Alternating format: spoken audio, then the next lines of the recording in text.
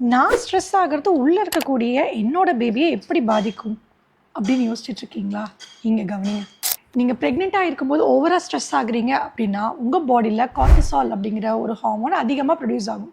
இந்த ஹார்மோன்ஸ் அதிகமாக ப்ரொடியூஸ் ஆக பேபியோட பிரெயின் டெவலப்மெண்ட்டை பாதிக்கிறதுக்கு நிறைய சான்சஸ் இருக்குது. இதனால் ஹார்மோனல் இம்பேலன்ஸ் வரதுக்கான சான்சஸ் இருக்குது.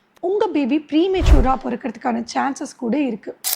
உங்கள் பேபிக்கு பிஹேவியரல் அண்ட் எமோஷனல் இஷ்யூஸ் வரதுக்கான சான்சஸ் இருக்குது. And low birth weight babies பிறக்கிறதுக்கான சான்சஸ் கூட இருக்குங்க. இம்யூன் சிஸ்டம் வீக்காக கூட சான்சஸ் இருக்குது. அது மட்டும் இல்லாமல் உங்களுக்கு லேட்டர் டேஸில் போஸ்ட்நேட்டல் டிப்ரெஷன்ஸ் வரதுக்கான சான்சஸ் கூட இருக்குங்க. ஸோ ப்ரெக்னென்சியில் அதிகமாக ரிலாக்ஸ் பண்ணுங்கள். இல்லை இன்னும் ரொம்ப டென்ஷன்லேயே இருக்கீங்கன்னா நிறைய மெடிடேஷன்ஸ் பண்ணுங்கள். உங்கள் ஃப்ரெண்ட் யாராவது ரொம்ப ஸ்ட்ரெஸ்ஃபுல்லாக ப்ரெக்னென்சி கொண்டு போயிட்டுருக்காங்கன்னா அவங்களுக்கு இந்த ரீலை ஷேர் பண்ணி கண்டிப்பாக ஸ்ட்ரெஸ்லேருந்து சீக்கிரமாக ரிலீவ் ஆகு அப்படின்னு சொல்லுங்கள். Have a happy pregnancy. Thank you.